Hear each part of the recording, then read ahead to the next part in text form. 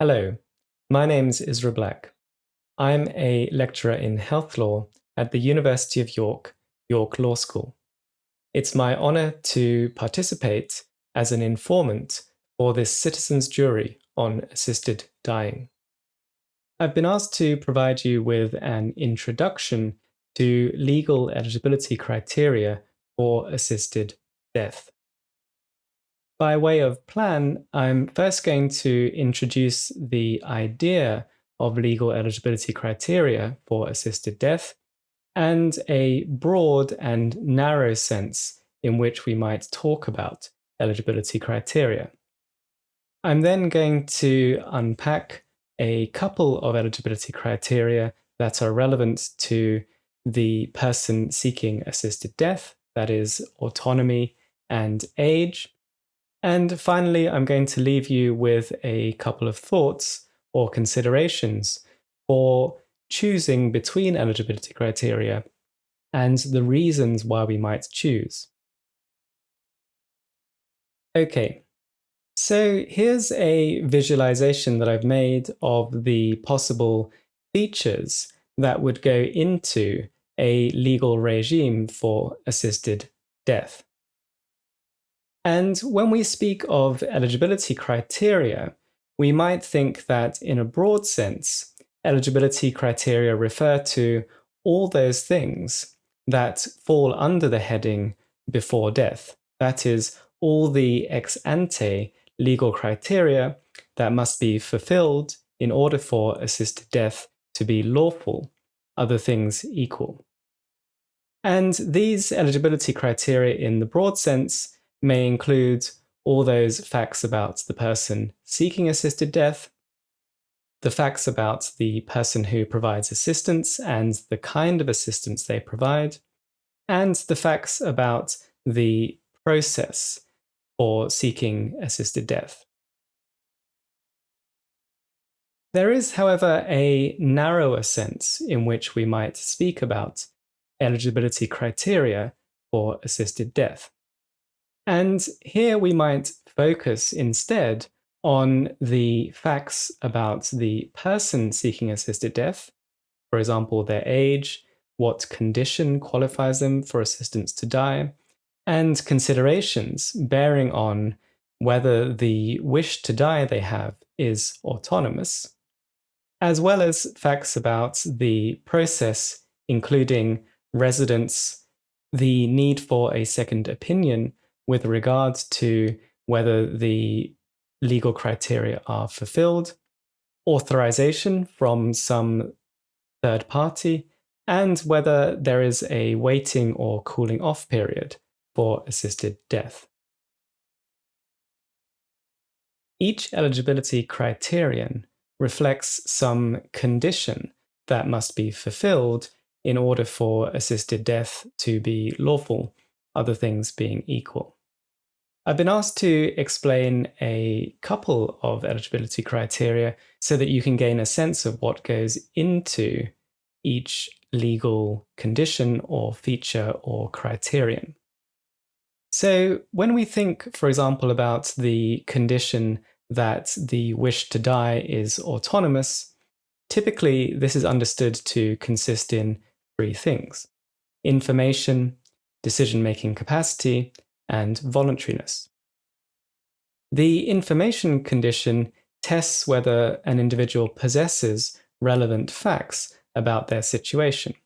For example, their prognosis, what alternatives exist to assisted death, and what assisted death consists in. The decision-making capacity criterion can be said roughly to test whether an individual is using relevant information to choose in accordance with their personal values. Here in Jersey, the Capacity and Self-Determination Jersey Law of 2016 applies. The final autonomy condition is voluntariness, and often we understand voluntariness to consist in two things: freedom from third-party influence on our values, for example, through coercion or undue influence, and freedom from interference by others with what we know, and this is typically called manipulation. Another eligibility criterion that's worth discussing is age. In most jurisdictions that permit assisted death, the practice is restricted to adults. However, some jurisdictions, for example the Netherlands and Belgium, permit assisted death for minors. If a legal regime is to permit assisted death for minors, there are a number of issues that must be settled or resolved. The first is what standard of decision-making capacity is to apply. The second is what kinds of powers people who exercise parental responsibility possess. For example, are they able to veto a minor's request for assisted death, or are they able to consent to assisted death on a minor's behalf, either because they lack capacity or because they have capacity and do not have a wish to die? The final thing that I'd like to discuss with you is a way of thinking about which eligibility criteria for assisted death we might select and why. So, I'd like to suggest there are a couple of ways of thinking about which eligibility criteria we ought to choose for our legal regime. On the one hand, we might think that legal eligibility criteria ought to reflect what kinds of assisted death are morally permissible. So here we might think that the law ought to align with morals. On the other hand, we might think that legal eligibility criteria ought to reflect a concern for control of the consequences of legalizing assisted death. So the idea is that the law may justifiably be narrower than morals, than what is morally permissible, if the legal regime fulfills the objective that only people who want to die and who ought to receive assistance to die, in fact, have an assisted death.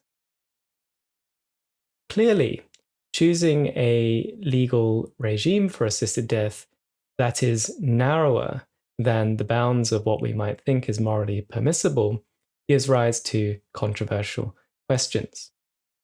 And so I'll leave you with two of those. The first is whether narrower eligibility criteria are safer, and the second is whether narrower eligibility criteria that exclude some people from the practice of assisted death are worth the trade-offs in terms of safety.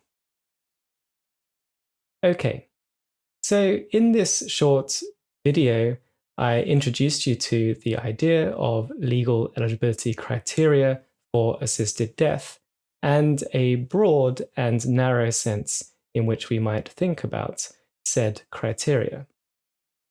I then briefly discussed two eligibility criteria, autonomy and age, to give a sense of the kinds of considerations that bear on the content of said criteria.